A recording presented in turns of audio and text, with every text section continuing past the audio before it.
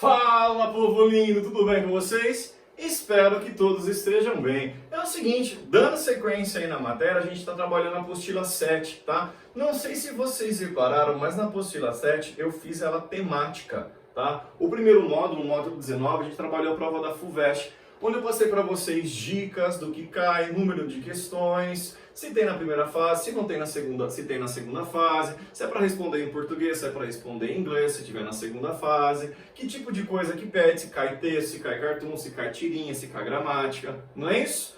Da mesma forma, o que a gente vai trabalhar agora? O Unesp. Vocês se recordam esses detalhes da prova da Unesp? Número de questões, se tem na primeira, se tem na segunda, o que cai, que tipo de coisa que cai. É isso que a gente vai ver, beleza? Então vamos lá. Com certeza vocês já sabem muita coisa, se não tudo, mas não custa a gente relembrar. Então vamos lá, relembrando. Na primeira fase, quantas questões tem na prova da Unesp? E aí, o que você acha? 5, 10, 15? E aí? Olha lá. 10 questões. Então, na primeira fase, olha aí, gente, 10 questões. Então, pensa que são 10 pontos da sua nota de corte. É muita coisa. É muita coisa. Então, a galerinha que gabarita inglês já sai com 10 pontos na liderança aí, né? Então, façam a prova de inglês com cuidado, com minúcia, né? Prestando atenção nos detalhes, que vai valer a pena, vai te render aí 10 pontinhos, beleza? Lembrando que nem todo mundo gabarita. Não é mesmo? Muito bem. E na segunda fase, tem inglês? Não tem mais? Como que funciona? Olha aí, 4 questões na segunda fase. Lembrando o seguinte, gente, na segunda fase, o que vai pedir para você?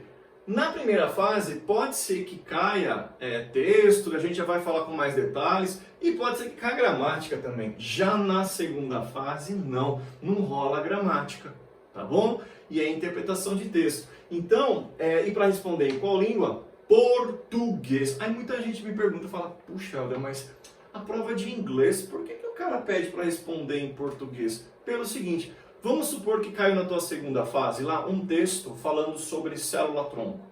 O que a pessoa quer de você? O que o corretor quer de você? Que você leia esse texto, você entenda pelo menos a ideia geral dele e aí você responda em português, que é a sua língua nativa. Então ele quer que você entenda, que você interprete, beleza?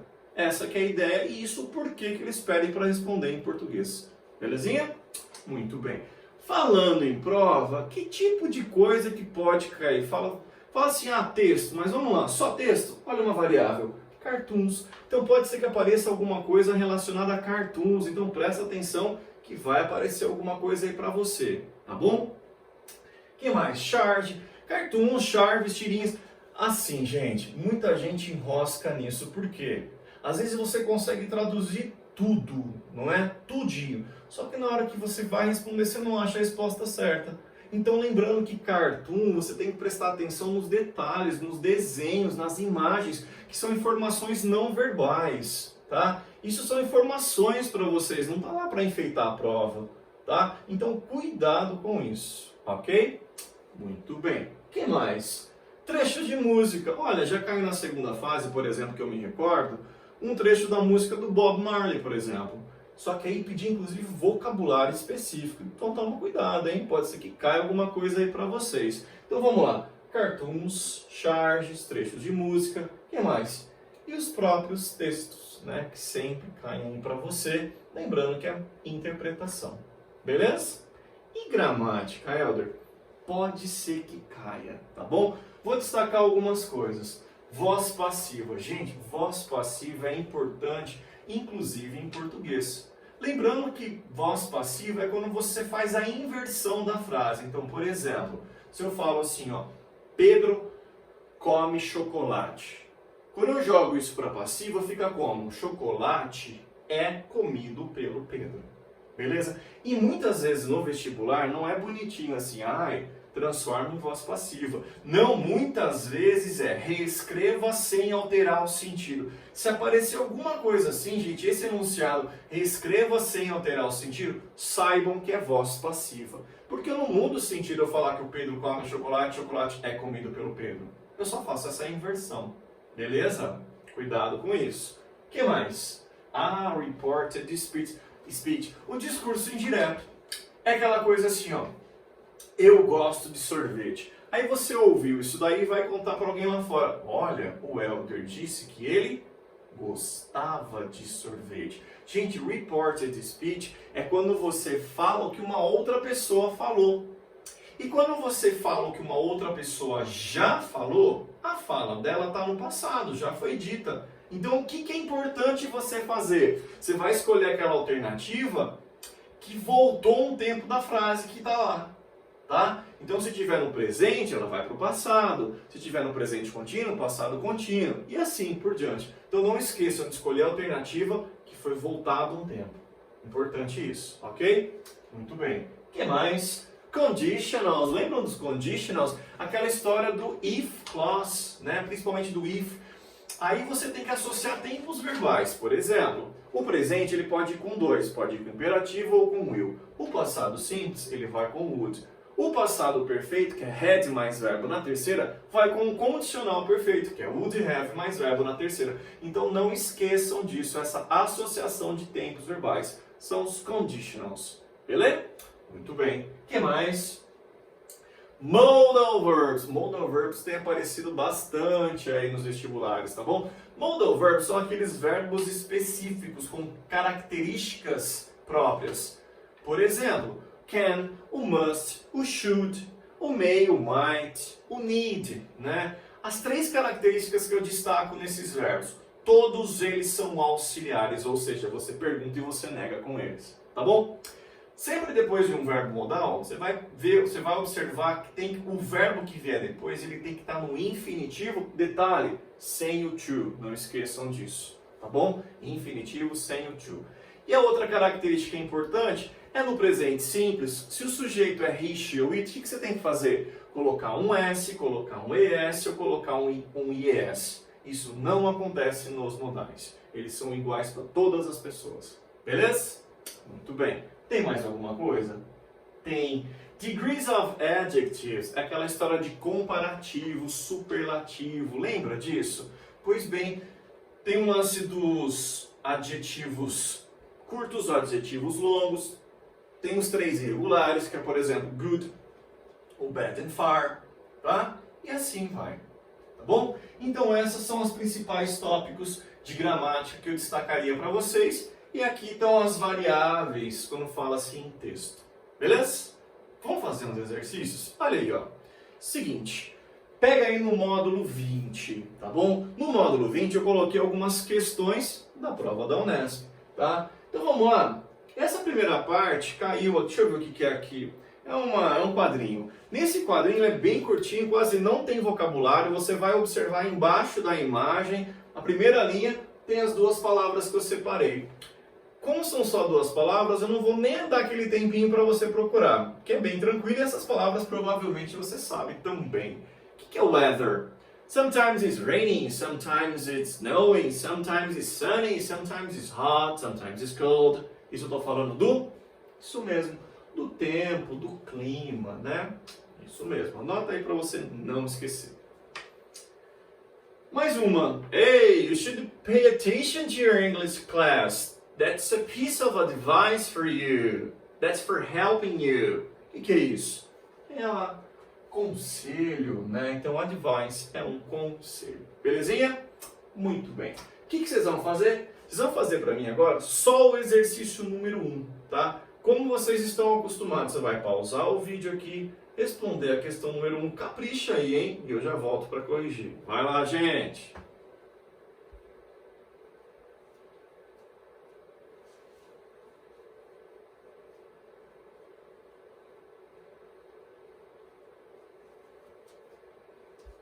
Vamos lá? Vamos ver se vocês acertaram? Olha lá. Tá assim, ó. A número 1 tá lá. The boy, o garoto. Vamos ver o que vocês colocaram? Número 1. Letra D. Olha lá. Ó. Thinks that newspapers. Ele pensa que os jornais were developed. Foram desenvolvidos. After the internet. Depois da internet. To protect the environment. Para proteger o quê? O meio ambiente. É isso que ele pensa. Beleza? Alguma dúvida? Espero que não. O número 1 estava tranquilinho aí, ok? Vamos lá na sequência, tem outro quadrinho. E, gente, não tem nem vocabulário, repara, tem alguma coisinha aí no diálogo entre a mãe e a filha, né? Então é o seguinte, e essa palavra, essa expressão, na verdade, eu não posso traduzir. Por quê? Se você observar o número 2, a questão número 2, justamente é isso que está pedindo. Mas para te ajudar, eu vou te dar um sinônimo. Instead of é a mesma coisa que rather than. Espero que eu tenha ajudado. Referente a esse quadrinho, você tem duas questões, a 2 e a 3. Fechou? Então vamos lá, gente. Mesmo esqueminha, você vai pausar o vídeo agora, responder as questões 2 e 3. Capricha aí, eu não quero erros, hein? E eu já volto para corrigir. Vai lá.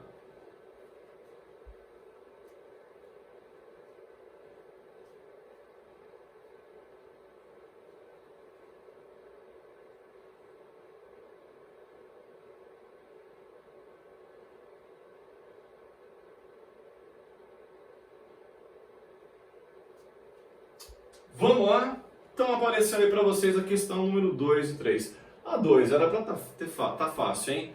A expressão instead of equivale em português a... Vamos ver o que vocês colocaram? Número 2, letra E, em vez de, ao invés de, né? As duas se equivalem, tá, gente? Então você pode usar instead of ou rather than, tá bom? Elas se equivalem. Então é fácil essa, hein? Olha aí. A número 3, apareceu um modal, olha a dica que eu te dei. No contexto do quadrinho, o termo can indica uma ideia de, vamos ver, letra C, um pedido, posso fazer isso, posso fazer aquilo, posso ler os tweets que aparecem ali, né? E assim foi. Beleza? Está fazendo um pedido, portanto, letra C. Agora é o seguinte, ó, bom, espero que vocês não tenham dúvida. Agora, o próximo texto ele já é mais extenso. Ele começa na página 203 e vai até a 204, tá bom? Agora sim eu vou dar um tempinho para vocês, porque é bastante coisa, mas eu coloquei na ordem, tá bom? O que você vai fazer? Pausa o vídeo e acha essas palavras aí para mim que eu separei, ok? Vai lá, gente!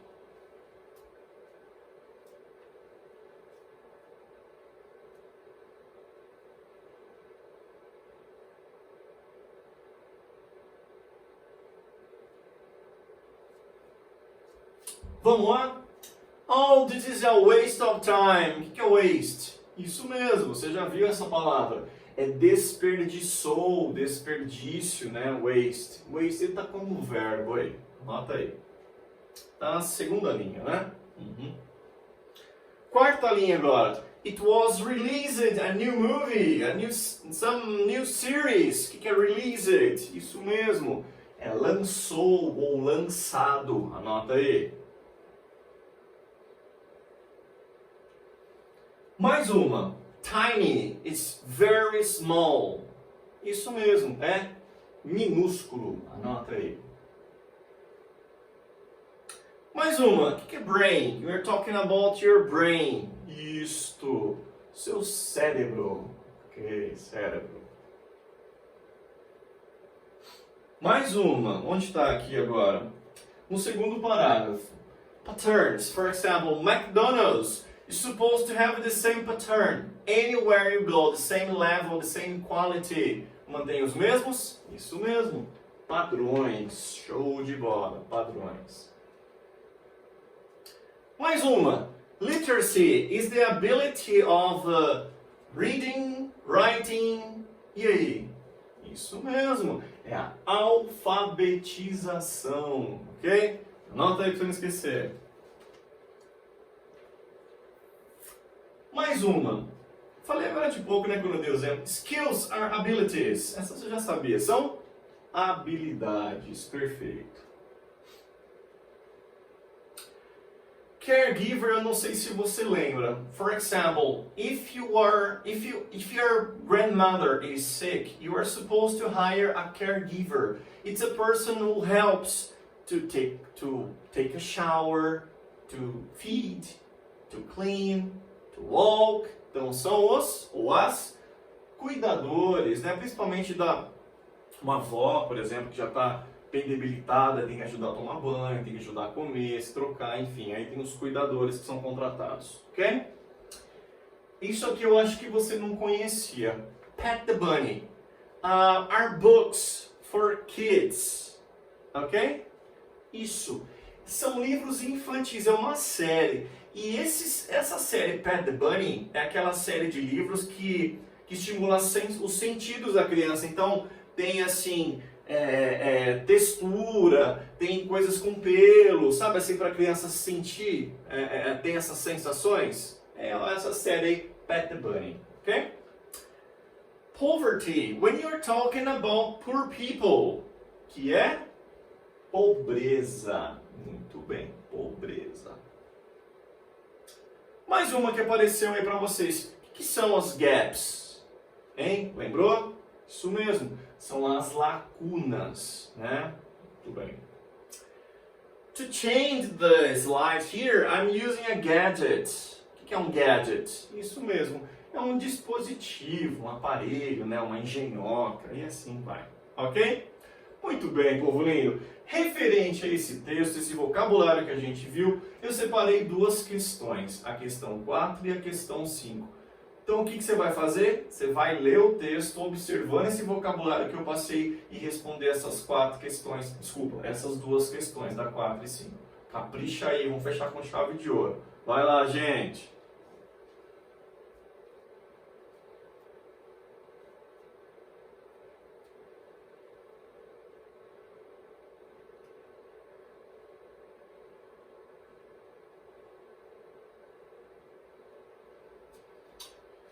Vamos lá, vamos ver o que vocês colocaram aí. Olha, o número está na outra página, na 204. A questão 4, olha ali, ó. No trecho do primeiro parágrafo, that tiny yet rapidly growing brain. Olha lá, o termo em destaque indica, olha aí, letra A, um contraste. O trecho em destaque não estava aqui destacado no meu, acho que no seu de você também não. É o yet, tá? Então dá, embora aconteça isso, por isso que dá a ideia de contraste, beleza? Muito bem. E a número 5 entra na tarefa mínima lá, ó. No trecho do segundo parágrafo, olha o mosquito aqui. Olha aí, no trecho do segundo parágrafo, which in turn builds language. A expressão em destaque que vale em português, a expressão seria in turn. E aí? Letra C, por sua vez. Por sua vez. Beleza? E aí o que eu gostaria de vocês, que vocês terminassem as questões, tá? Tem lá, vai até a 10, tá? Depois tem mais questões aí da Unesp. Então façam, gente. Esse tipo de exercício só vai bem se você treinar para ele, se você fazer exercício, se você fizer exercício. Beleza? Era isso que eu queria passar para vocês. Uma ótima semana, tudo de bom, principalmente muita saúde. Até semana que vem. Até mais, gente!